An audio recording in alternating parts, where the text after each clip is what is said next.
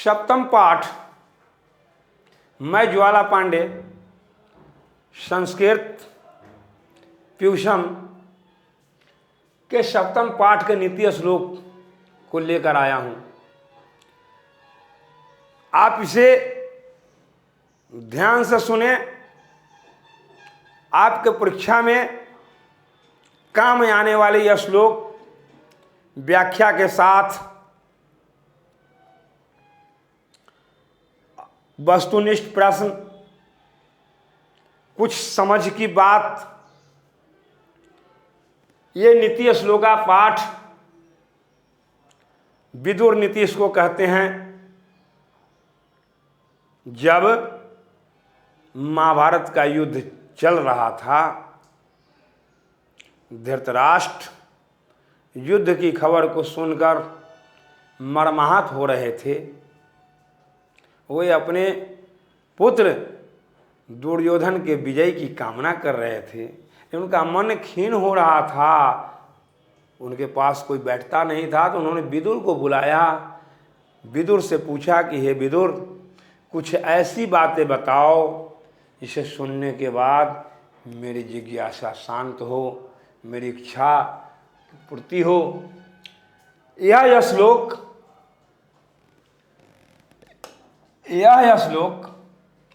महाभारत के उद्योग पर्व से लिया है। अध्याय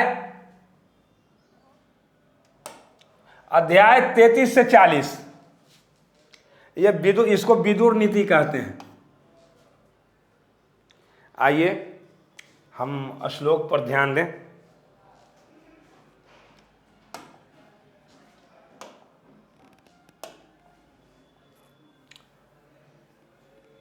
यस्य कृतं न विघ्नन्ति शीत उष्णं भयं रति समृद्धिर्वा स वै पंडित उच्यते। विदुर ने महाराज को बताया, हे महाराज, जिसके कार्य में किसी प्रकार का विघ्न न हो, जिसे ठंडा और गर्मी का कोई भय ही न हो, जिसे संपत्ति और विपत्ति की कोई चिंता न हो, वैसे व्यक्ति को हम पंडित कहते हैं। वैसे व्यक्ति को क्या कहते हैं? पंडित कहते हैं। पंडित का अर्थ ज्ञानी होता है। इसके अंदर ज्ञान का जो खजाना होता है ना, उसे ही हम पंडित कहते हैं। यस्य कृतं न विघ्नन्ति शीत उष्णं भयं रति समृद्धिर्वा स वै पंडित उच्यते। मेरे प्यारे बच्चों, जिस प्रकार इस वीडियो को आप देख रहे हैं, ठीक उसी प्रकार हमारे सभी वीडियो हमारे ऐप पर प्राप्त होगा। हमारे ऐप तक पहुंचने के लिए नीचे दिए गए लिंक से डाउनलोड करें। वहां हमारे सभी विषय शिक्षकों द्वारा कुछ वीडियो फ्री में देख सकते हैं। अतः हमारे वीडियो को पसंद आए तो ऐप तक जाकर 600 पेपर का सभी विषयों की तैयारी आप कर सकते हैं। दूसरा श्लोक है, तत्त्वज्ञ सर्वभूतानां यो यज्ञ सर्वकर्मणां उपायज्ञो मनुष्याणां नरः पंडित उच्यते। तत्त्वज्ञ, जो सभी तत्वों के अर्थ को सभी जीवों में योग के द्वारा सारे कर्म को करते हुए अपने उपाय के द्वारा मनुष्य जो कुछ करता है, वही व्यक्ति वही व्यक्ति पंडित कहलाता है।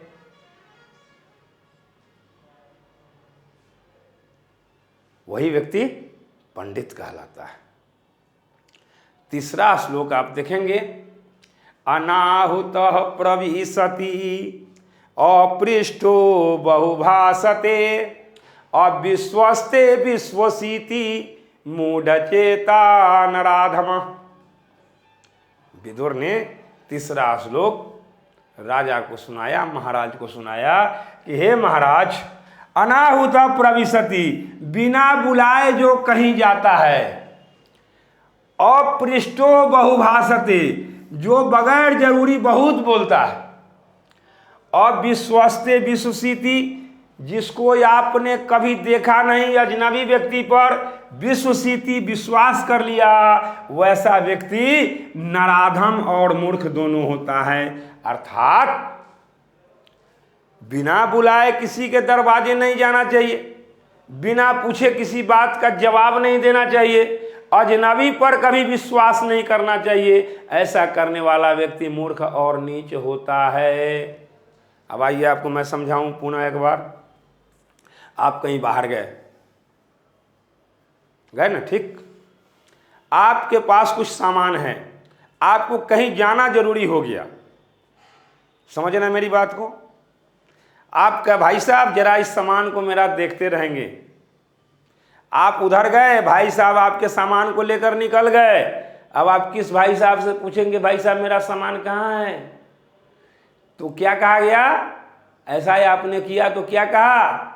अपने आप को मूर्ख बने और दूसरों से पूछने जाइएगा तो आपको नीच बना देगा।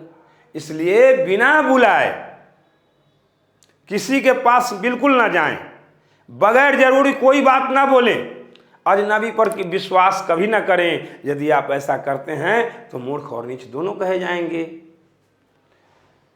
मेरे प्यारे बच्चों, जिस प्रकार इस वीडियो को आप देखना है ना, ठीक उसी प्रकार सभी वीडियो हमारे ऐप पर प्राप्त होगा। हमारे ऐप तक पहुंचने के लिए नीचे दिए गए लिंक से डाउनलोड करें। सभी शिक्षकों द्वारा सभी विषयों के वीडियो फ्री में आप देख सकते हैं। यदि आपको ये वीडियो पसंद आ गई तो आप ऐप पर जाकर 600 पेपर का 600 नंबर का जो पेपर है ना, 6 विषय का, उसकी तैयारी आप कर सकते हैं।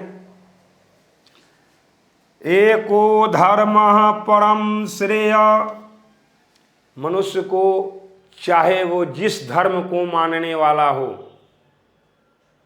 उसके लिए वही धर्म जो है श्रेय है, सबसे ऊंचा है। जिस क्षमयिका शांति रूतमा, जिसके अंदर क्षमा करने की शक्ति है, वह शांति को प्राप्त करने वाला व्यक्ति होता है। विद्यिका परमाम तृप्ति, आपने जितना पढ़ा उतनी विद्या में आप तृप्त हो जाओ। तृप्ति का अर्थ होता है संतुष्ट होना।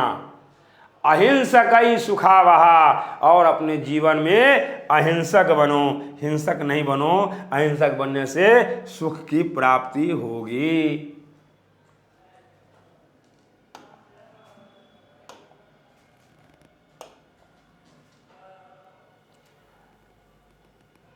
त्रिविधम नरकेश द्वारम, बच्चों नरक के 3 द्वार कहे गए हैं। वस्तुनिष्ठ प्रश्न में आएगा कि नरक के कितने द्वार होते हैं, तो आप जवाब में लिख देंगे नरक के 3 द्वार होते हैं। फिर पूछेगा वो नरक के 3 द्वार कौन कौन हैं? काम, क्रोध और लोभ। काम, क्रोध और लोभ। त्रिविधम नरकेश द्वारम, नरक के 3 द्वार कहे गए हैं। ये मनुष्य के जीवन को नाश करने वाला होता है। कौन कौन? काम, क्रोध, लोभ। इन तीनों को त्याग देना चाहिए। त्रय माने 3, त्यजेत माने त्याग देना चाहिए।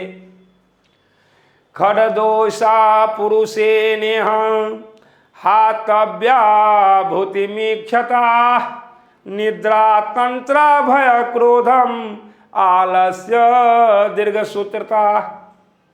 बच्चों 6ठे श्लोक में आपको यह बताया गया, विदुर ने 6ठे श्लोक में महाराज धृतराष्ट्र को बताया कि हे महाराज, यदि मनुष्य अपना उन्नति चाहता है, अपना विकास चाहता है, अपना ऐश्वर्य चाहता है, तो 6 प्रकार के दोष को त्याग देना चाहिए। वो कौन है? निद्रा, अधिक सोना, तंत्रा, ऊँघना, अंगीठी मारना, तीसरा भय करना, चौथा क्रोध करना, 5वां आलस करना, और 6ठा किसी काम को देर तक करते रह जाना। ये मनुष्य के विकास में बाधक हैं। बच्चों ये 6 प्रकार के दुर्गुण जो है वो मनुष्य को आगे बढ़ने नहीं देता है। होनहार वीरवान के होत चिकने पात जो कही गई है, जो होनहार लोग होते हैं, जो अच्छे लोग होते हैं, इन 6 चीज़ों से परे होते हैं, अलग होते हैं। वे कम सोते हैं, ऊँघते नहीं हैं, भय नहीं करते हैं, क्रोध नहीं करते हैं, आलस नहीं करते हैं और किसी काम को देर तक भी नहीं करते रहते हैं। भय के संबंध में कहा गया, यावत भय भेतव्यम,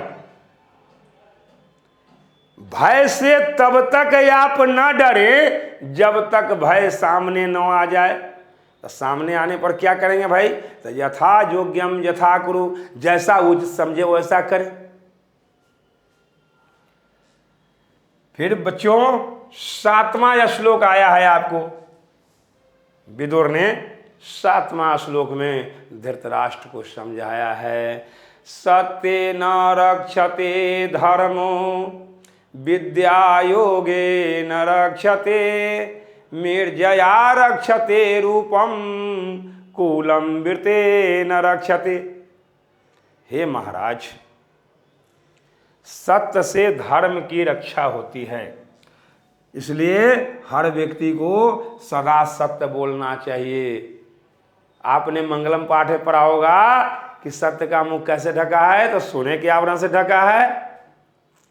सत्य को कैसे देखें? तो सत्य को धर्म की दृष्टि से देखें। तो आज पुनः देखिए, सत्य न रक्षते धर्मो, सत्य की रक्षा धर्म से होती है। विद्या योगे न रक्षते, अभ्यास करने से विद्या की रक्षा होती है। मिर्जया रक्षते रूपम, उबटन लगाने से रूप की रक्षा होती है। कुलम वृते न रक्षते, और अच्छे आचरण से कुल खानदान की रक्षा होती है। बच्चों, आपने विदुर नीति को सुना, 7वां श्लोक में सुना। विदुर ने राजा से कहा, हे महाराज, सत्य से धर्म की रक्षा होती है, अभ्यास करने से विद्या की रक्षा होती है। जब आप खूब पढ़ेंगे ना, खूब लिखेंगे ना, तो आपका हाथ का स्पीड बढ़ जाएगा। आप लिखना प्रारंभ करेंगे, खूब लिखेंगे, पढ़ेंगे तो पढ़ने में आपका मन लग जाएगा।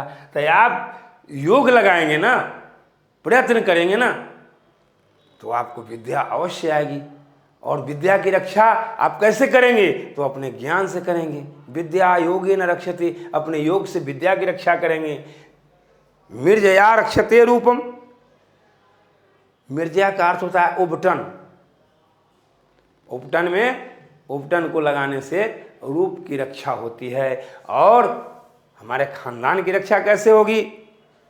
तो उत्तम आचरण से, ऐसा कोई काम ना करें जिससे हमारे वंश को कुछ सुनना पड़े।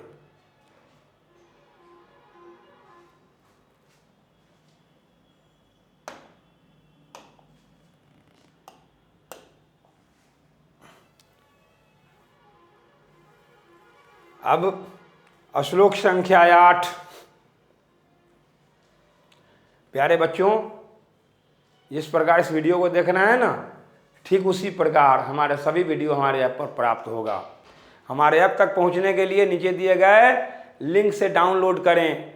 वहाँ हमारे सभी विषयों के योग्य शिक्षकों द्वारा कुछ वीडियो जो बनाया गया है, कुछ वीडियो को आप फ्री में देख सकते हैं। अतः हमारे वीडियो को पसंद आए तो ऐप पर जाकर जरूर देखें और सभी विषयों की तैयारी करें।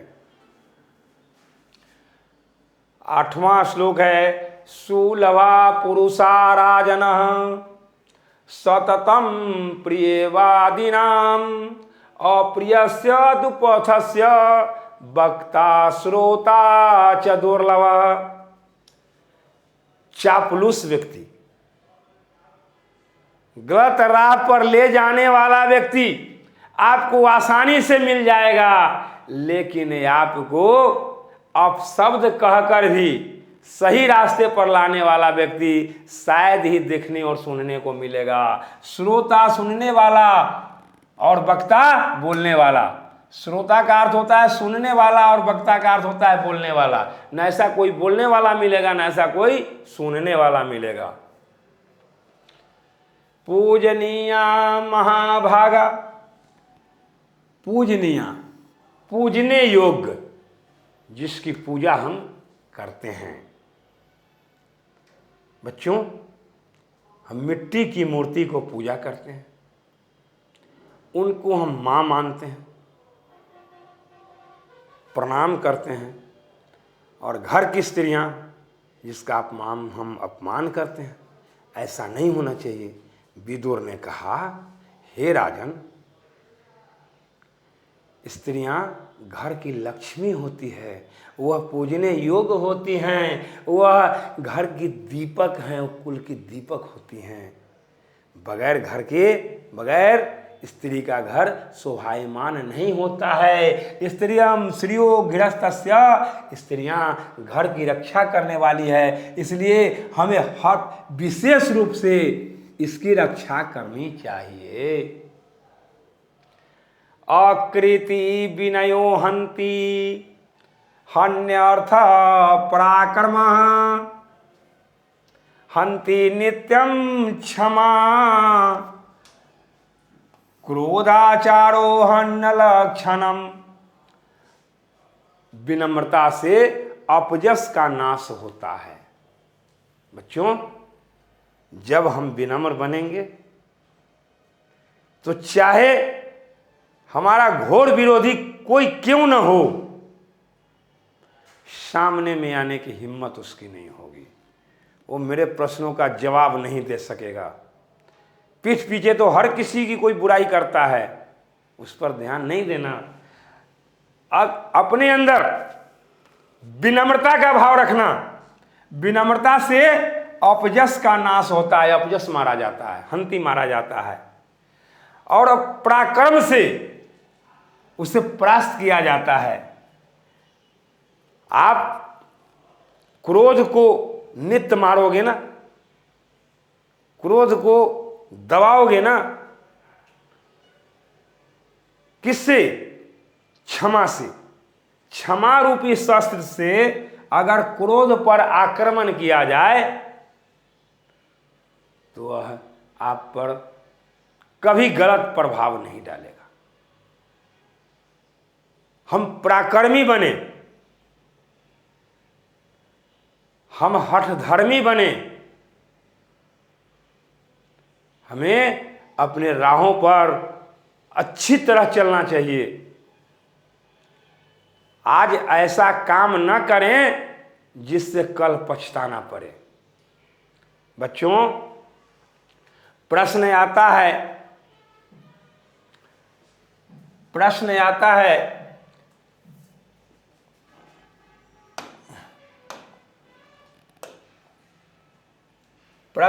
है इसमें वस्तुनिष्ठ प्रश्न भी आते हैं कि मनुष्य के अंदर कितने प्रकार के दोष होते हैं, या तो आपको लिखना होगा मनुष्य के अंदर 6 प्रकार के दोष होते हैं। कौन कौन? निंद्रा, तंत्रा, भय, क्रोध, आलस और दीर्घसूत्रता, यानी देर तक काम करने वाला व्यक्ति। कहा है कल किसने देखा? कल किसी ने देखा नहीं है। उम्मीद पर सारी दुनिया जिंदा है। इसलिए हम जो काम हमारे हाथ में लगे उस काम को जल्दी करके समाप्त कर दें। अब देखिए बाबू, ये श्लोक जो आया है, श्लोक संख्या 7, सत्य न रक्षते धर्मो विद्या योगे न रक्षते निर्जया रक्षते रूपम कूलम वृत्ते न रक्षते। अब इसको कहेगा सप्रसंग व्याख्या करें, तो आप व्याख्या कैसे करेंगे? बहुत साधारण है व्याख्या। प्रस्तुत श्लोक संस्कृत साहित्य प्यूषम के सुभाषितानी पाठ से लिया गया है। इस नीति के नीतिकार महात्मा विदुर कहते हैं कि हे राजन, सत्य से धर्म की रक्षा होती है, अभ्यास करने से विद्या की रक्षा होती है, उपटन लगाने से रूप की रक्षा होती है, और अच्छे आचरण से कुल खानदान की रक्षा होती है।